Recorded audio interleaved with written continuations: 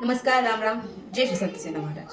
तुम्हाला माहित आहे का आपल्या नाभिक समाजाची सुरुवात कशी झाली, कोण संत झाले, कोण राजे झाले, त्याचा प्रचार प्रसार कोणी आणि कसा केला, हे सगळं जाणून घ्यायचं आहे. तर चला माझ्यासोबत. मी मोनाली कानेरकर, नाभिक कन्या, आणि मी एकटी नाही आहे, माझ्यासोबत आणखी एक व्यक्ती आहे. आणि तो व्यक्ती कोण आहे त्याची ओळख जाणून घेऊया त्याच्याच शब्दात. नमस्कार, राम राम. जय संत सेना महाराज. मी दुर्गेश भुसारी. तर चला सुरुवात करूया आपल्या प्रवासाला. तुला माहित आहे का आपला नाभिक समाज किती जुना आहे आणि त्याचा इतिहास काय आहे? हो, आपल्या नावी समाजाची उत्पत्ती वैदिक काळापासून झाली आहे असे मानले जाते.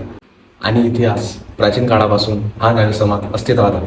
आणि तुला माहित आहे आपला समाज फक्त केस कापत नव्हता, तर मग तर ते लग्न, सण समारंभ, धार्मिक विधी यामध्ये महत्त्वाचे काम करत होते. थांब, व्हिडिओ मोठा होईल.